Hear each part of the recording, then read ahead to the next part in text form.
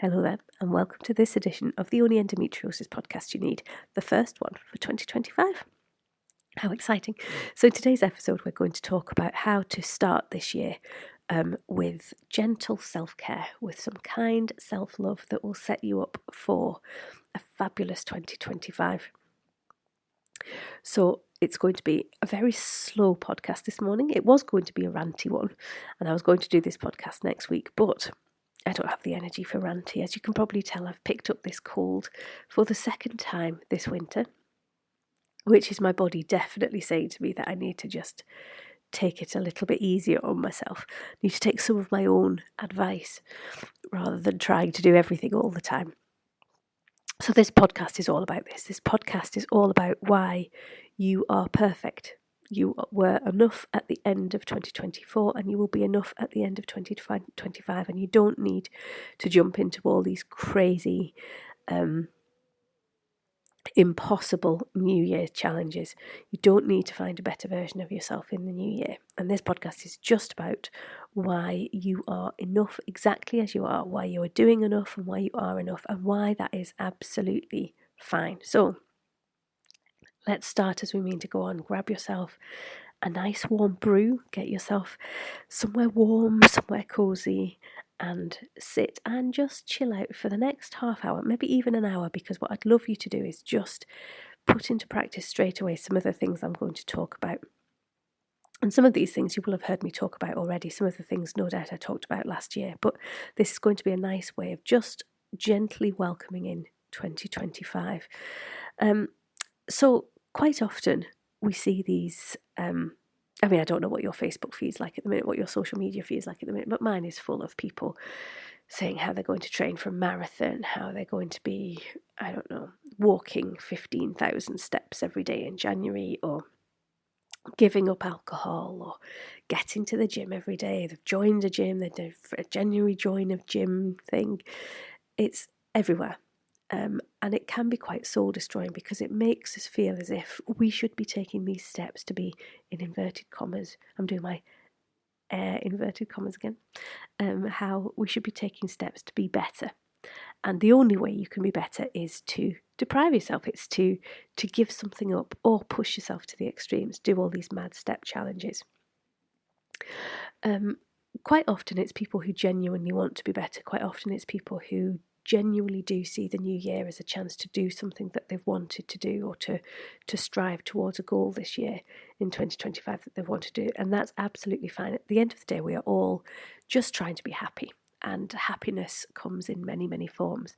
I know that I am wanting to lose weight this year. I put on quite a considerable amount of weight since meeting my husband and our first year of marriage.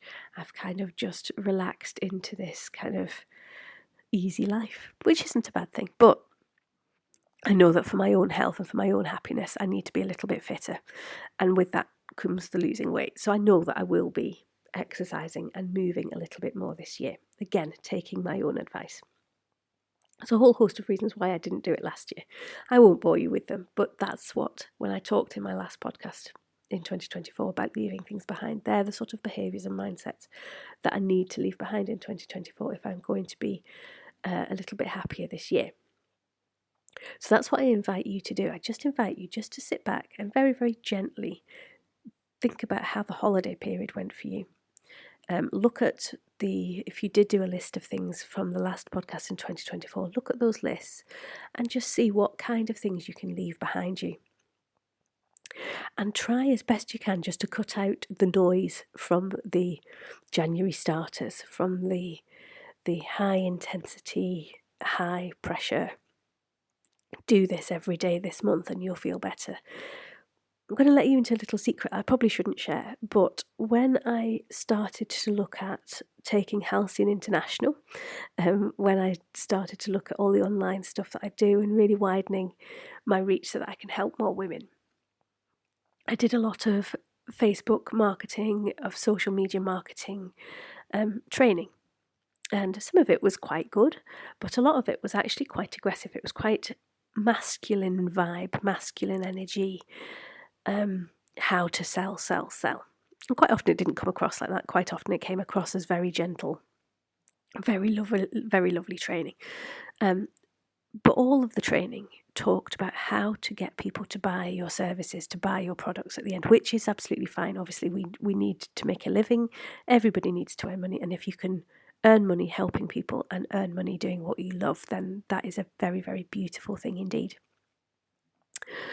But there is a slight but all of these marketeer courses, all of these people who are teaching us how to be marketers, how to sell our businesses, one of the common themes was this idea of having a challenge, a 5-day challenge, a 90-day challenge, whatever the challenge was. It doesn't seem to be many 90-day ones, but when I was doing the training, there were a few people who were telling you to do 90-day challenges. Most of them were 5 days. Most of them were a week or 2-week challenges. And again, it's absolutely fine. There can be a lot of value and a lot of learning from these free challenges. But the techniques they use to get you onto these challenges is quite clever. So it generally tends to be, what's the pain point that these people are experiencing? What do they need in their life that they didn't necessarily realise they needed? But how can your service be that thing that they're missing? How can your product be the thing that they didn't know that they needed? Look at these JVC adverts. I mean, I nearly bought a bin liner over Christmas for my black bin outside. Oh no, sorry, it was a bin presser down to compress the rubbish in your bin so you can get more rubbish in your bin. Wow, I didn't know I needed that. And it's only $19.99 for a limited time. Wow, that's a bargain. Yeah, we still need that. No, of course I don't need a bin compressor. They convinced me I had a problem, that their product was the only thing that could resolve. And I'm not going to say all, but a lot of the new January, new year, new you challenges that you see on Facebook, that you see on Instagram or Snapchat or wherever it is you get your social media feeds from, a lot of them, again, are just very, very clever marketing ploys. Oops, I just dropped the microphone. They are making you look at your life in terms of lack. They are making you look at your life in terms of what's wrong with your life. What do you need to fix from your life? And only they can put it right. Now, I'm not saying don't do these challenges. I'm not saying that there isn't value in these challenges. But the ultimate aim of most of these challenges is to get you to sign up for a service or a product at the end. So if you're going to think about doing one of these challenges, I would invite you just to look at who's running them, just to look at what service or product they offer. And if it's something that you were thinking about doing or needing before January, that's absolutely fine. Quite often, and again, we're taught to do this, but quite often there's an exciting promotion at the end. So if you stick with me for the full 5 days, you get an exciting free gift at the end, or there'll be a fabulous discount if you do the challenge or the quiz or whatever it is at the end. And that's fine. If it's something that you had already identified that you want to welcome into your life, that's absolutely fine. But quite often, when we're talking about our well-being and our health, quite often it's simply clever marketing that makes us feel rubbish. And the downside of this is, the reason why I'm being so scathing about this in this podcast, is really because it can make us feel even worse. January is, or can be, quite a difficult time. If you're struggling with your physical or your emotional well-being, the January can be quite a difficult time. And if you're starting to see all of these shiny photos about how fabulous your life could be after this 5-day challenge, or if you're seeing friends and family banging on about how they're starting their marathon training or whatever else it is, it can be really demoralizing. And quite often these shiny marketing campaigns can make you feel as if you do want to do one of these extreme kind of new you challenges. But when you are struggling with endo, when you're struggling with your emotional well-being, it's not necessarily the best thing for you to do. So don't necessarily not do them, but just take a realistic look at what the challenge itself is. Do you actually need to welcome this into your life? Take it very slowly, take it very gently, and talk to yourself with kindness. Will you be able to do the challenge? If you don't do the challenge, if you don't sign up for the product at the end, how are you going to feel? If it's going to make you feel worse than you feel already, then simply step away from it. Remember, if it doesn't serve you, don't do it. So that's a general thing. I know I sound a bit negative and a bit down, but it's for me, watching all these sort of media sales campaigns, these clever marketing ploys to get you to sign up to things that you don't really need. It can be fine if it's a £20 bin compressor, fair enough. I'd have lost £20, I'd have had a bin compressor that I might have used once or twice, I don't even that, but I might have used it, I might not have used it. At the end of the day, it's not really, come the 1st of February, I won't even probably give it a second thought. But actually, when it's our health and our well-being, it can be really, really damaging because sometimes the challenges don't work. The challenges are designed to make you feel as if your life is lacking even more so that you sign up to whatever it is at the end of it. And sometimes the thing at the end of it isn't as great as you've been promised either. So just be a little bit wary. So a little bit more positive now. What I'd love you to do now is just to check in with how the holidays went for you. So what were your favourite bits of the Christmas period? What were the favourite bits of your downtime? So even if you didn't celebrate Christmas, we kind of have enforced downtime over Christmas where things aren't open, businesses aren't open. Quite often we have to take the time off between Christmas and New Year. We spend it with people who we don't necessarily see all the time. Sometimes that's a good thing, sometimes that's a challenging thing. So what for you were the highlights of all of that? What went really well? What made your soul sing over Christmas? It could even be, if you listen to my end of year 2024 podcast, that you put some of those things into practice and it was just a different mindset that made things all the more happy for you. I know, looking back, I mean, I had a fabulous Christmas. It was a lovely Christmas in our new home. We had extended family here. It was lovely. But I know, because I've picked this cold up, that I maybe should have had a bit more downtime.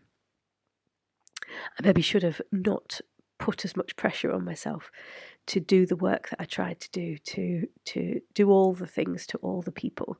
But would I change it? And I need to really look at whether it was worth having this awful cold again for the second time.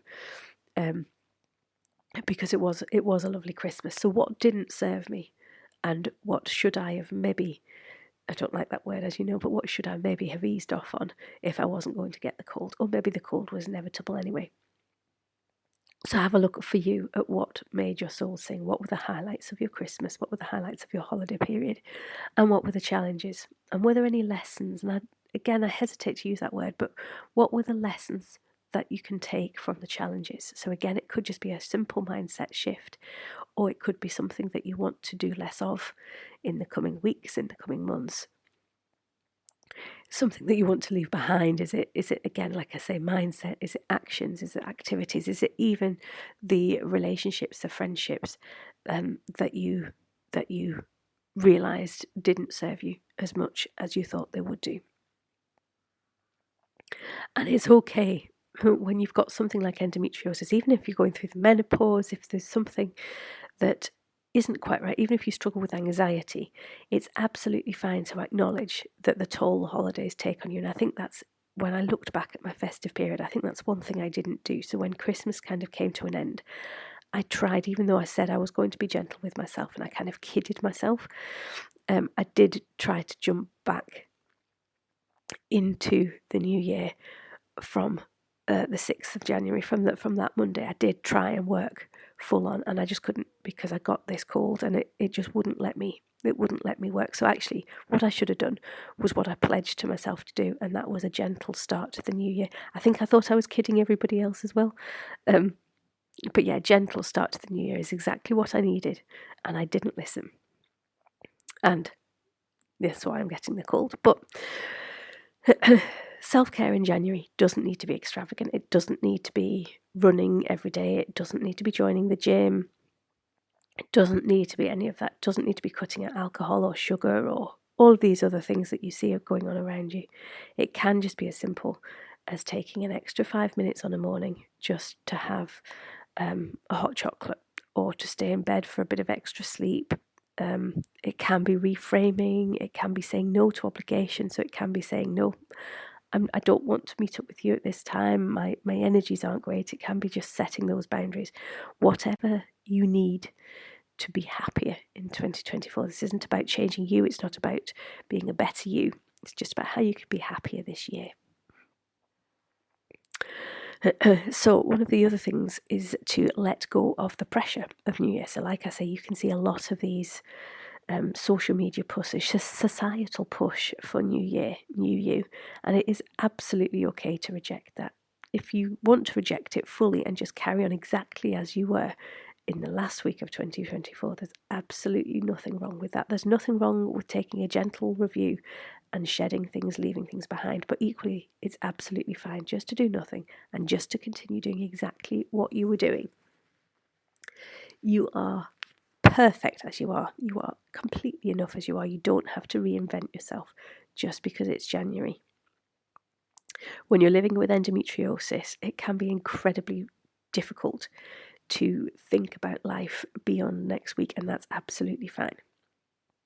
We think about healing, we think about endo, and if we're trying to progress through our symptoms, we think about that as, or we can think about that like you should be getting better all the time, and by the end of January I want to be pain-free by the end of it. And it doesn't work like that. Healing isn't linear. Healing isn't a journey where you can see getting better every single week.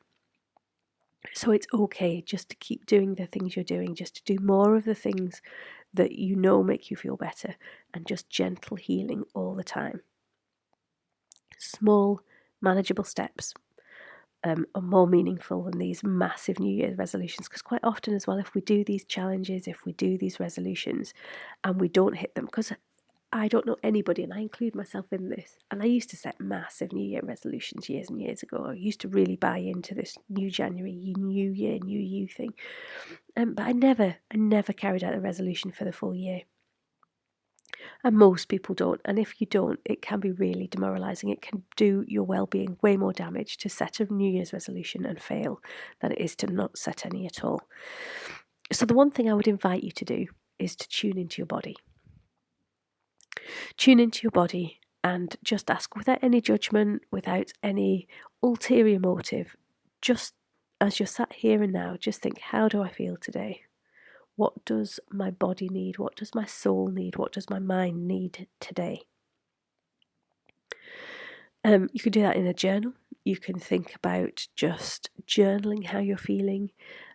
Start with a blank page and literally just let the words come out. Don't overthink it. Set aside maybe 20 minutes where you just write how you're feeling. You connect to your body. You can start, if you've got any of my meditations, quite often they include the body scan at the beginning. So start at your toes, work up from your toes, through your feet, up your legs, up through your body, through your torso, up, down your legs, down your arms, down to the tips of your fingers, up through your neck, through your head, and just scan as you're going through. Just scan any areas of tension, any areas of pain. How is your body feeling? And then tune into your mind, tune into your energy. How is your energy feeling today? Are you feeling like you can take the world on, or are you feeling like you need that extra cup of hot chocolate? Write it all down. Just let the words flow. And even if you're stuck for something to write, just start writing. I know that sounds weird, but the words will come to you. You could start writing about the festive period, about how the things that made you feel good, how they made you feel good, why they made you feel good.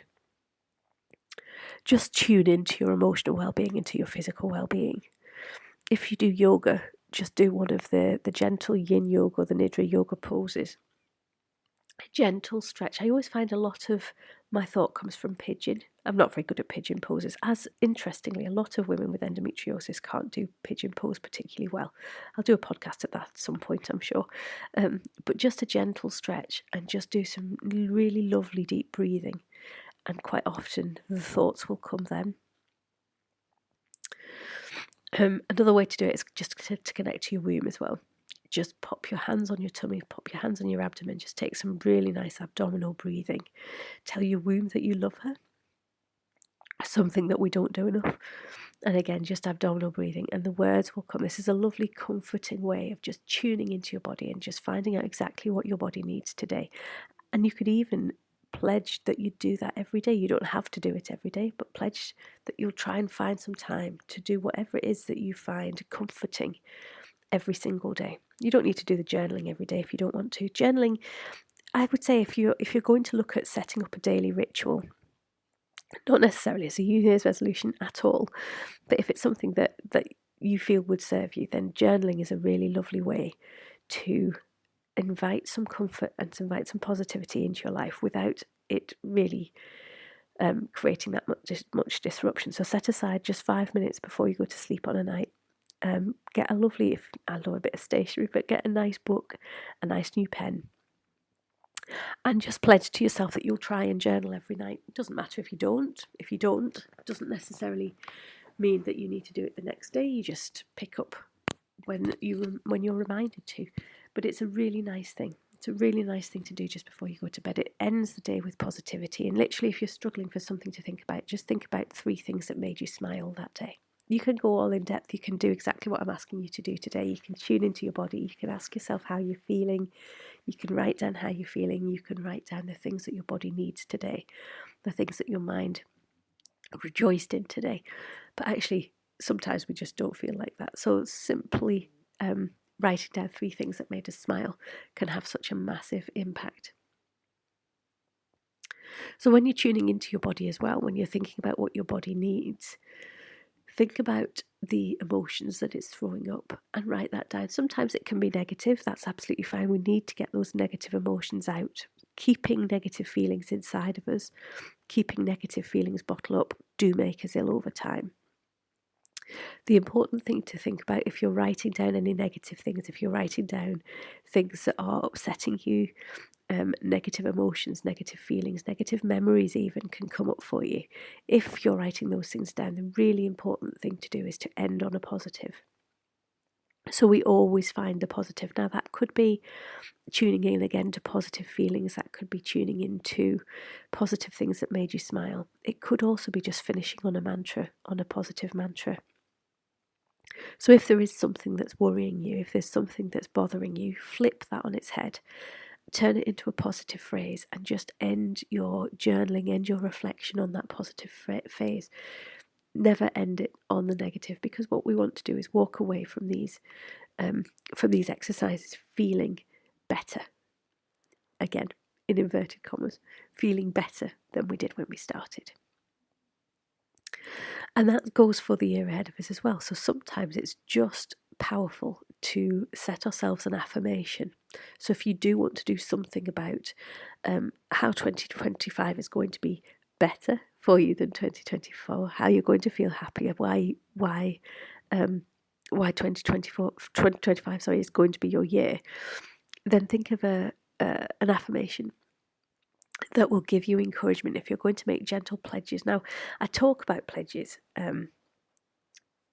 Pledges to me, and I don't know if it's just me, I don't know, you pick a word or pick an activity that sits well with you, but I tend to do pledges to myself. So if I want to make a change, then I don't say I will do this, I don't say I should do this, I say I pledge that I will try.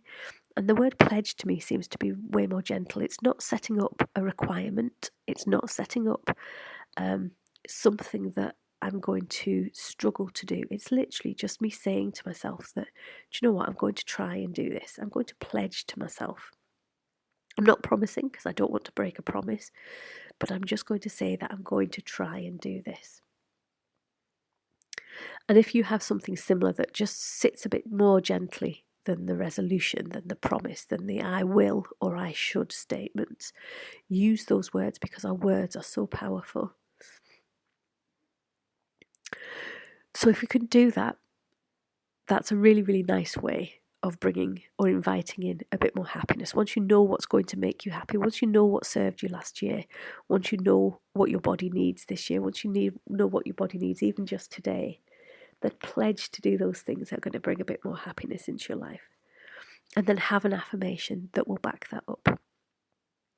So that could be something as simple as, I pledge just to be gentle to myself today. And then the affirmation that would follow would be something like, I am enough. I am already doing my best. I am enough as I am. Tuning into your body, you could pledge that you don't need to. So you may identify that, I don't know, you don't necessarily want to do anything different with your body. You might think that it's the mindset. You might find that it's the mindset that you had in 2024 that wasn't serving you, that you've fallen out of love with your womb, that you've fallen out of love with your body, that your mindset tells you that your body isn't strong enough, that your body is too fragile, that your body is weak and poorly. So the pledge would be to be more positive about your body, to be more positive about your body's healing capabilities. So the affirmation that would back your pledge up would be something like, my body is strong. My body has the capability to heal itself. I trust my body's capability to heal itself. Even when I feel fragile, my body is still a tower of strength. Those words are so powerful. You find the words that resonate best with you, that back that pledge up. And again, something that I've kind of pledged to myself, that I'm really bad at reflection. I always have been, even when I was a program manager, a project manager. As soon as I finished a project, I'd move on to the next one with gusto and enthusiasm. Really, really bad at kind of sitting down and thinking about what went wrong and what went right, which is why I talk so much about it now as well. I think because the more I talk about it, the more I remind myself that it's really, really important to do. It's part of the commissioning cycle. It's something that I should have done routinely at work, and I was really bad at either just completely forgetting to do it or doing it as a tick box exercise and not really thinking about it in any meaningful detail. So a pledge to myself this year is that I pledge that I will try to review my actions better. That sounds a bit that still sounds a bit corporate-y, and I know what I mean by that. And it's almost as simple as, so I get lots of feedback from my workshops, from my one-to-one sessions, from my corporate work as well. I get lots of positive feedback, and I never record it. When I do testimonials, when I'm redoing my websites, or when I'm doing a new page for a service or something, I actually have to trawl through emails. I routinely ask for feedback as part of what I do, as a lot of you will already know. And I do collate feedback. There's an email feedback form that I use, and I do collate it. I just don't.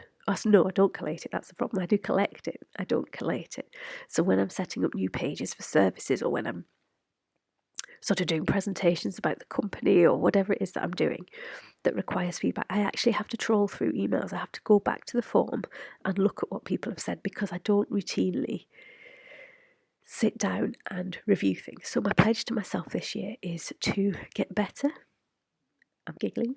You can't see me, but my pledge to myself is to try to carry out meaningful reviews of what I'm doing. Quite often I've done these training courses around business and business growth and things, and when they talk about reviewing, it's all about how many clients did you see, how much money did you make, and that kind of puts me off, because I'm not motivated in that way. But actually what I do need to do is to get better at sitting down and reviewing the impact that I've had on people's lives and the nice things that people have said about me.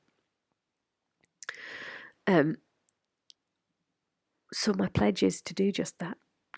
And the words that I will tell myself, the affirmation that I will tell myself, is that this year I will honour, this is what I've written down, this year I will honour my limits, but I will celebrate my wins, no matter how small.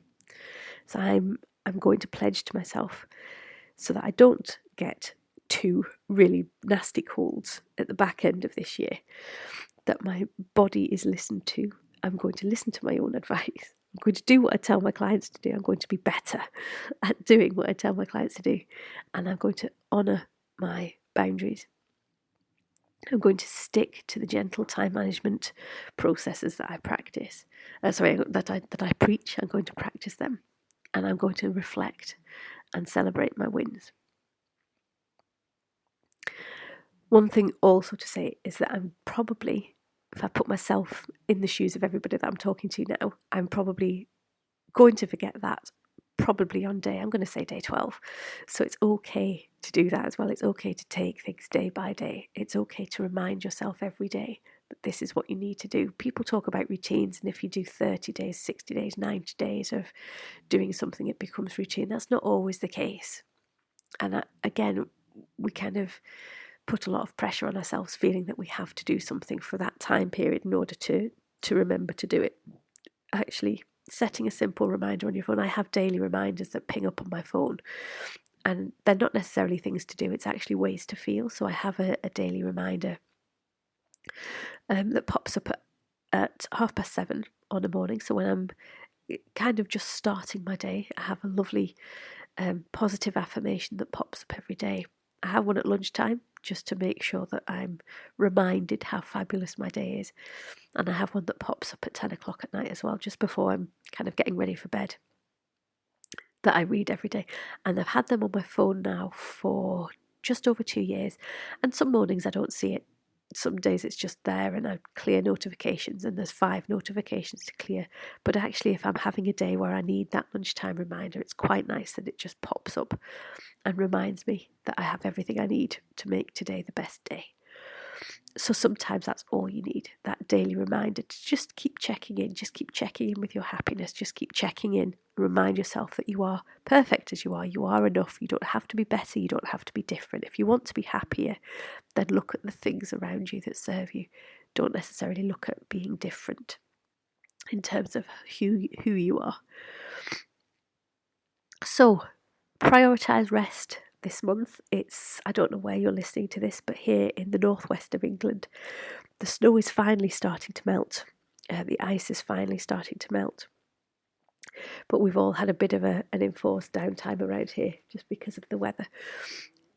Take some time to prioritise rest. If you are feeling this post-holiday crash, if you're feeling this, and actually so many people I've spoken to are feeling exactly that. They've kind of wanted to start January at a running pace. I saw a post on LinkedIn the other day that made me smile. Somebody had kind of done the end of year review and then started 2025, or wanted to start 2025, signing 5 new clients and all big kind of goals for January. And she said the only thing she's managed to do is to complete 2 levels of the Zelda computer game, which I thought was lovely. And she was sort of saying she was kind of being really harsh on herself because she just didn't have the energy to pick herself up and start working on all the fast-paced, masculine energy sales of January. So she'd kind of just squirreled herself away with her computer games. And she was celebrating that. She was celebrating the fact that actually she'd leaned into this more feminine way of doing things, this divine feminine way of just being more creative and more gentle and kinder on yourself. And she just leaned into that and just focused on, I don't know what Zelda is. I don't know if it's a shooty game or a challenge game. But anyway, whatever it is, she'd embraced it and she'd done 2 levels on that. So if you need to do that, if you need to haul up and prioritise rest in January, do that. Do that gently, do that kindly, do that quietly. But do it knowing that it's the best thing for you to do. And try not to, pledge not to be too hard on yourself. Eat seasonally. So again, quite often after the Christmas period, we have got out of routines. So we've got out of, if diet is a big part of how you look after yourself, how you minimise your symptoms, how you manage your symptoms, then there is a possibility that during the festive period that you've kind of got out of the routine of doing the nurturing food thing. So just gently reintroduce that back into your life. Eat seasonally if food isn't something you routinely think about. A really good thing to do in January and February when it is starting to get a bit lighter. We're starting to see that summer and light days are returning, but start to eat seasonally. So eat the foods that we naturally would have been eating around this time. I always advocate that anyway. I'm not as people who've worked with me will know, I'm not a massive advocate for restrictive diets or anything like that. The best thing we can do for our bodies is to eat seasonally. So whatever food we would have found naturally in this time, all those years ago, try and maximise that in your diet. So it's kind of, obviously when it's cold outside, stay away from cooling foods. So stay away from salads and eat things that are going to warm you from the inside. So root vegetables, hot chocolates. You can tell I'm craving hot chocolate this morning, can't you? But just things that are gentle on your body, things that are warming on your body. And again, if you're going to start thinking about a daily ritual, start thinking about that, exactly what I've said in terms of a daily journal. some of my clients, I always advocate doing a journal last thing at night, but quite often clients say, oh, I'm going to do it in the morning because that's when I'm at my most alert, that's when I feel I'll be more receptive, and that's when I need the energy boost. So start a morning ritual or an evening ritual or even a lunchtime ritual that will serve you, will serve your happiness. And again, like I say, just have an affirmation that pops up on your phone if that's what you need. Again, even that journaling thing, I said 3 things that make you smile. Even if you just write down one thing that you're grateful for every day, again, it's a lovely way just to bring a bit more positivity into your life. So, a long and rambling one for me today. I hope it's served you. As you step into this new year, please do remember that you are absolutely enough. You were enough at the end of 2024, and you will be enough at the end of 2025, even if you don't do anything differently at all. Be very, very kind to yourself. Be very gentle to yourself. Don't make any big resolutions unless you really want to. I can't tell you what to do. But it's absolutely fine not to make massive resolutions. It's absolutely fine not to be planning to run a marathon by the end of February. Just put no pressure on yourself at all. No pressure other than to be exactly who you are at the end of 2024. When you've got endo, it means that you're already more resilient than probably anybody you know, even if you don't feel like it. We don't feel like it for a lot of the time, but when you're struggling with your symptoms, when you know that you've got endometriosis, when you're constantly gaslit, when you're constantly feel like you're having to fight to get your symptoms taken seriously, to even to be heard sometimes, you are already way stronger, way more resilient than you give yourself credit for a lot of the time. So even if you don't feel that way, even if you feel as if the world is against you and you are less resilient than everyone, please know that you're absolutely not. You are completely where you need to be. You are everything that you need to be, and you have all the tools you already need to be happy. Just do more of them if you need to.